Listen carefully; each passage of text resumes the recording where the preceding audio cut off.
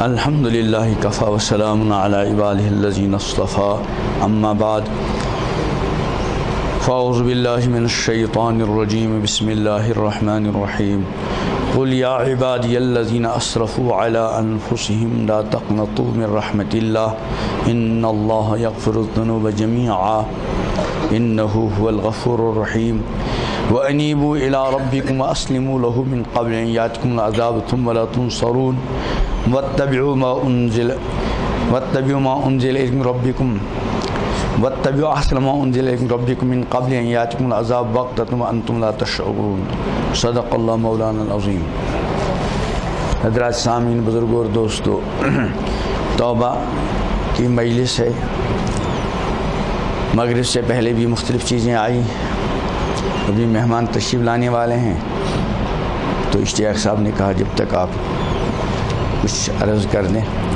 میں نے قرآن پاک کی 3 آیتیں پڑھی، اس میں پہلی آیت عموماً یاد بھی ہوتی ہے، اور جب کوئی خطیب وائز اس آیت پر کچھ بیان کرتے تو اکثر پہلی آیت پڑھتے ہیں، حالانکہ جس طرح پہلی آیت ہے اسی طرح اور 2 بلکہ وہ ساری آیتیں اخیر تک۔ میں نے اس وقت 3 آیتیں پڑھی۔ پہلی آیت کا مقصد کیا ہے کہ گناہ گار مایوس نہ ہو،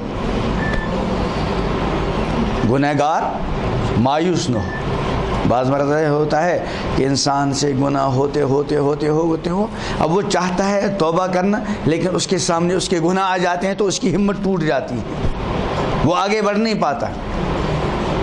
تو اس کی تسلی کے لیے یہ پہلی والی آیت ہے، اور پیغمبر کریم علیہ السلام سے فرمایا جا رہا ہے قل یا عبادی الذین اسرفوا، کہیے اے میرے وہ بندو، اسرفوا علی انفسہم، جنہوں نے میری نافرمانی کر کے اپنی جانوں پر ظلم کیا۔ اس نے کہ کوئی اللہ کی نافرمانی کرے، اللہ کا کیا بگڑتا ہے؟ نافرمانی کرنے والا خود اپنی جان پر کیا کرتا ہے؟ ظلم کرتا ہے۔ دیکھو گنہ گاروں کو بھی اللہ کیا کہتے ہیں پیغمبر کے ذریعے؟ یا عبادی الذین اسرفوا، کہیے اے میرے وہ بندے جنہوں نے میری نافرمانی کر کے اپنی جانوں پر کیا کیا؟ ظلم کیا۔ کس قدر اللہ کی رحمت ہے۔ کبھی والدین، بچہ جو ہے والدین کا بار بار دل دکھاتا ہے، اور اس کے بعد ابو یا امی کہتا ہے بچہ، تو والد غصے میں آ کر، والدہ غصے میں آ کر کہ مجھے امی مت کہو، مجھے ابو، میں تم میرے نہیں ہو۔ اور یہاں اللہ کا معاملہ کہ گنہ گاروں کو کہہ رہے ہیں اے میرے بندو لا تقنطوا من رحمت اللہ، مایوس مت ہو جاؤ، کتنے بھی گناہ کیے ہوئے ہوں ہمت مت ہارو، ان اللہ یغفر الذنوب جمیعا، اللہ سارے ہی گناہوں کو معاف کر دے۔ کیوں؟ انہ هو الغفور، اس لیے کہ وہ بڑے مغفرت فرمانے والے، رحم فرمانے والے۔ اس کے بعد اس آیت کا اصل مقصد کیا ہے کہ بندہ مایوس نہ ہو۔ لیکن کبھی کبھی ہم اس آیت کو سن کر، اللہ بچائے، نڈر ہونے سے تھوڑے نڈر ہو جاتے ہیں۔ مایوسی بھی کفر ہے، اور نڈر ہونا بھی کیا ہے؟ کفر۔ الایمان بین الخوف والرجاء، ایمان خوف اور امید کے درمیان۔ نہ تو آدمی بالکل نڈر ہو جائے، یہ نڈر ہونا بھی کفر ہے، اور نہیں انسان مایوس ہو جائے، مایوسی بھی کیا ہے؟ کفر ہے۔ ڈرتا بھی رہے لیکن اپنے رب سے مغفرت کی امید بھی رکھے۔ تو اس آیت کا مقصد کیا ہے کہ بندہ مایوس نہ ہو۔ اصل حکم آگے، اس آیت کا منشا اور اس آیت کا مقصد کیا ہے کہ گنہ گار آدمی مایوس نہ ہو، وہ ہمت کر کے آگے بڑھے۔ لیکن اصل جو کرنے کا کام ہے وہ کیا ہے؟ فرمایا انیبوا الی ربکم، واپس آ جاؤ، لوٹو، کہاں دور چلے جا رہے ہو؟ یاد رکھیں بندہ جب گناہ کرتا ہے تو اس گناہ کرنے کے نتیجے میں اللہ سے دور ہوتا ہے۔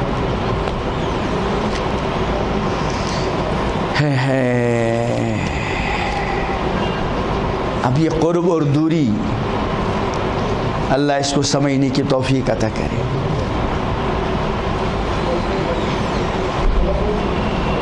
بندہ ہمیشہ اللہ سے قریب ہے. اللہ ہمیشہ بندے سے کیا ہے؟ کتنے قریب ہیں اللہ؟ فرمایا وَنَحْنُ أَقْرَبُ إِلَيْهِ مِنْ حَبْلِ الْوَرِيدِ، شارک سے بھی زیادہ قریب. اور اللہ چاہتے ہیں کہ بندہ میرے قریب ہوتا رہے. اور اللہ کے قریب ہونے کے راستے بھی اللہ نے بتائے. ایک راستہ بتایا لا يزال عبد يتقرب إليه بالنوافل، کہ بندہ فرائض اور واجبات کے اہتمام کے ساتھ ساتھ نوافل کے ذریعے میرا قرب حاصل کرتا ہے، میرے قریب ہوتا جاتا ہے. قریب ہوتے ہوتے ہوتے اس مقام تک پہنچ جاتا ہے یہاں تک کہ میں اپنے اس بندے سے محبت کرنے لگتا ہوں. اور پھر یہ عالم ہو جاتا ہے. تعبیر تو اس کو کر سکتے ہیں اپنے الفاظ میں، لیکن حقیقت اللہ جانے. فرمایا پھر میں جب اسے محبت کرنے لگتا ہوں تو اس محبت کا اثر کیا ہوتا ہے؟ فرمایا میں اس کی آنکھ بن جاتا ہوں، میرے ذریعے دیکھتا ہے. میں اس کی زبان بن جاتا ہوں، میرے ذریعے بولتا ہے. میں اس کے ہاتھ بن جاتا ہوں، میرے ذریعے پکڑتا ہے. میں اس کے پیر بن جاتا ہوں، میرے ذریعے چلتا ہے.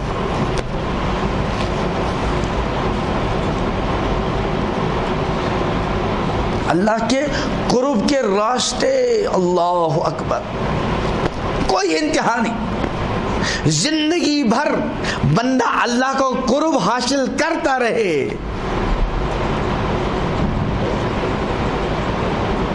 وہ انتہا تک پہنچنے کا دعویٰ فرمایا اے برادر، اے برادر بے نہایت درگہ است، اے برادر بے نہایت درگہ است، ہرچ بروے میرسی بروے میں است. اے بھائی، اللہ تعالیٰ کے قرب کے درجات بے شمار ہیں. جس درجے پر بھی پہنچ جائے وہاں کھڑا مت رہنا، چلتے رہو چلتے رہو چلتے رہو. تو فرمایا انیبو، واپس آ جاؤ. کہاں گناہ کر کر کے دور ہوتے جا رہے ہو؟ جاؤ گے کہاں؟ واپس لوٹو. اور ساتھ کیا فرماتے ہیں؟ انیبو لب واسلموا، اور فرما برداری کا راستے اختیار کرو اور واپس آنے میں جلدی کرو. من قبل ان یاتیکم العذاب وانتم لا عذاب بغتہ، کہیں ایسا نہ ہو کہ میری نافرمانی کرتے کرتے اور دور ہوتے ہوتے اللہ کا عذاب تم کو پکڑ لے اور پھر تمہاری مدد نہ کی جائے. یعنی ابھی تو ہم خود کہہ رہے ہیں چھوڑو گناہگارانہ زندگی، لوٹاؤ اپنے رب کی طرف، کہاں دور ہوتے جا رہے ہو. لیکن اگر باز نہیں آئے تو ہو سکتا ہے کوئی وقت ایسا آ جائے کہ تم گناہوں کی سزا میں گرفتار ہو جاؤ اور پھر مدد چاہو، قریب ہونا چاہو، لیکن تمہاری مدد نہ کی جائے. وَأَسْلِمُوا لَهُ، کہاں نفس کی پیروی کرتے ہوئے چلے جا رہے، اپنے رب کی اطاعت کرو. یہ نفس کی پیروی بہت خطرناک معاملہ ہے. جیسے بت پرستی کیا ہے؟ حلال ہے حرام؟ قبر پرستی اور نفس پرستی، نفس پرستی بھی حرام اور نفس پرستی میں بہت مبتلا ہیں. اور نفس پرستی کا مطلب کیا ہے؟ کہ اللہ کے حکم کے بجائے کس کا مان رہا ہے؟ قرآن پاک میں ارأیت من اتخذ الہہ ہوا، بھلا تم نے اس بندے کو دیکھا جس نے اپنا الہ کس کو بنا رکھا؟ ہوا، اپنی خواہشات کو. خواہشات کو الہ بنانے کا مطلب تھوڑا نہیں خواہشات کے سامنے آدمی سجدہ کرتا ہے، بلکہ خواہشات کو الہ بنانے کا مطلب کیا ہے؟ کہ رب کے حکم کے مقابلے میں اپنی نفس کی مانتا ہے. یہی نفس پرستی.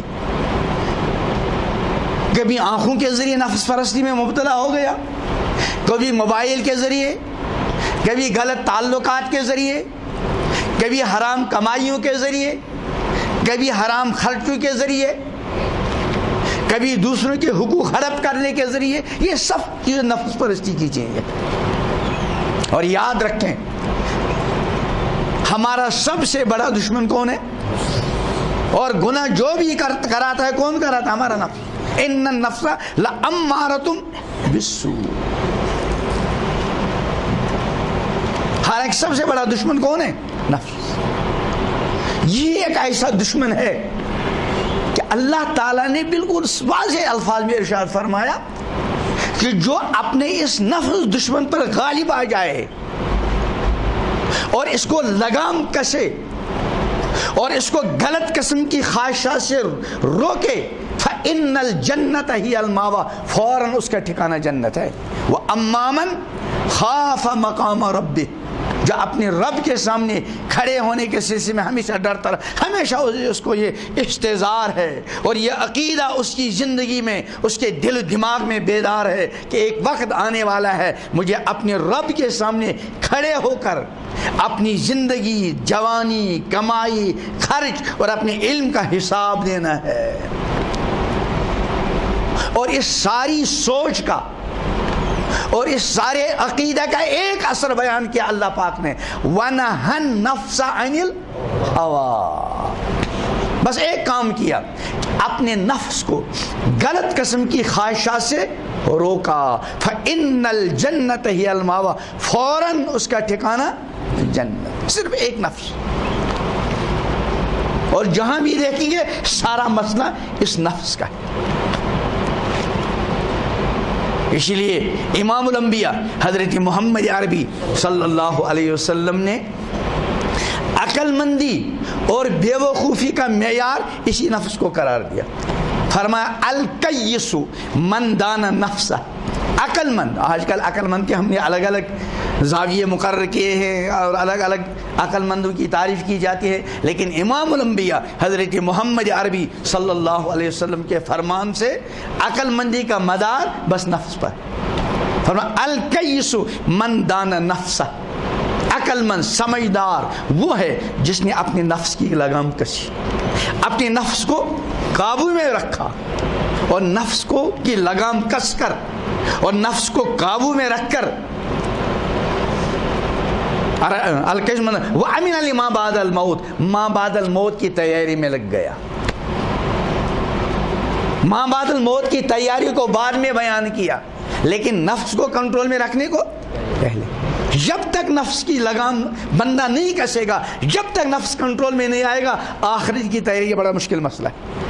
آخرت کی تیاری کے لیے پہلا زینہ ہے انسان اپنے نفس کو قابو میں رکھے. الکیس من دان نفسہ وعمل لما بعد الموت، اور ماں بعد الموت کی جو ابدی زندگی ہے اس کی تیاری میں لگ گیا. اور اصل زندگی واللہ ثم واللہ وہی. اور اس کے برعکس والعاجز، بے وقوف، نادان کون ہے؟ فرمایا من اتبع نفسہ ہوا. اس کے برعکس وہاں تو کیا فرمایا؟ من دان نفسہ، جس نے نفس کو قابو میں کر لیا وہ ہے عقل مند. اور بے وقوف من اتبع نفسہ ہوا، جس نے نفس کو قابو میں رکھنے کے بجائے، نفس کی خواہشات پر کنٹرول کرنے کے بجائے، من اتبع نفس ہوا، جس نے اپنے نفس کو خواہشات کے پیچھے لگا دیا، جو جی میں چاہ رہا کر لیا، جو چاہا دیکھا، جو چاہا کہا، جو چاہا سنا، جو چاہا بولا، جیسے جو چاہا کھایا، جو چاہا پیا، جس کے ساتھ تعلقات چاہے جوڑے، جو چاہا کیا. حلال حرام جائز ناجائز کی پرواہ کیے بغیر اپنے نفسانی خواہشات کے پیچھے پیچھے چلتا ہے. لیکن اس سب کے باوجود وتمنا اللہ، اللہ سے اپنی آرزوئیں تمنائیں وابستہ رکھی. تو سب سے اہم معاملہ کس کا ہے؟ نفس کا. اگر نفس میں قابو میں آ گیا سارا معاملہ آسان ہے. کسی بزرگ کے بارے میں فرمایا کہ اللہ کا راستہ کیسے طے ہوتا ہے؟ فرمایا بس ایک قدم اپنے نفسانی خواہشات پہ رکھو اور دوسرا اللہ کا قرب نصیب ہوگا. نفس کو کنٹرول کیے بغیر معاملہ بڑا مشکل. آپ ہم سب بغور دیکھیں، اللہ کرے ہم سب نمازوں کے پابند ہوں. جہاں آپ دیکھیں گے کوئی فجر کی نماز نہیں پڑھ رہا، بتائیے کون اس کو روک رہا ہے فجر کی نماز پڑھنے؟ نفس کے علاوہ واللہ ثم کوئی چیز نظر نہ آئی، صرف نفس. موبائل کے گندے ناپاک استعمال پر سوائے نفس کے ہم کو کون مجبور کر رہا ہے؟ گندے تعلقات میں اگر کوئی مبتلا ہے نفس کے سوا اس کو کون لے جا رہا ہے؟ آپ جس گناہ کو بھی دیکھیں گے اس میں نفس کا عمل دخل ہوگا. اس لیے ہر بندے کو چاہیے کہ اپنے نفس کو قابو میں رکھے. یہ جو کس سے اصلاح اور تربیت کا تعلق کیا جاتا ہے اس کا مقصد ہی نفس کی اصلاح. اس لیے قرآن پاک نے جگہ جگہ قسمیں کھائی. بندوں کو تو حکم ہے کہ اللہ کے سوا کسی اور کی قسم، جس نے غیر اللہ کی قسم کھائی آیا ہے اس نے شرک کیا. بندے کو اللہ کے سوا کسی اور کی قسم کھانے کی اجازت، لیکن خود اللہ تعالیٰ کی ذات بہت ساری چیزوں کی قسمیں کھائی. ایک موقع ایسا ہے جہاں اللہ نے ایک تفسیر کے مطابق مسلسل 11 قسمیں کھائی. کتنی؟ 11. اب خود اندازہ کر لیں جس پر اللہ 11 قسمیں کھائیں وہ کتنا اہم معاملہ ہوگا. قرآن پاک میں ہے، بہت سو کو یاد ہوگی سورہ والشمس وضحاها، 2 قسمیں ہیں ایک تفسیر کے مطابق، والقمر تیسری، والنہار چوتھی، واللیل اذا پانچویں، والسماء وما اس میں 2 ہیں، کتنی ہوگی؟ 7، والارض وما اس میں بھی 2، کتنی ہوگی؟ ونفس وما اس میں 2، کتنی ہوگی؟ 11 قسم. فالہمہا فجورہا وتقواہا قد افلح من زکاہا، کامیاب ہو گیا وہ جس نے اپنے نفس کو پاک کیا. اس لیے امام الانبیاء حضرت محمد عربی صلی اللہ علیہ وسلم کی جو آپ ذمہ داریاں اور آپ کے منصب، جس کی ابراہیم علیہ السلام نے دعا کی تھی، ربنا وابعث فیہم رسولا من انفسہم، دعا کی تھی کہ پیغمبر کو بھیجیے انہی میں سے. اس کے 4 کام بیان کیے، یتلو علیہم آیاتہ ویزکیہم ویعلمہم الکتاب کئی جگہ یہ آیت ہے. کہیں یعلم الکتاب والحکمہ ویزکی بعد میں ہے، کہیں یتلو علیہم آیاتی کے بعد ویزکیہم، تزکیہ. اور تزکیہ کا مطلب کیا ہے؟ کہ انسان کا نفس پاک ہو. اس لیے قرآن پاک نے نفس کی 3 قسمیں بیان کی. ایک ہے نفس امارہ، ان النفس لامارۃ بالسوء.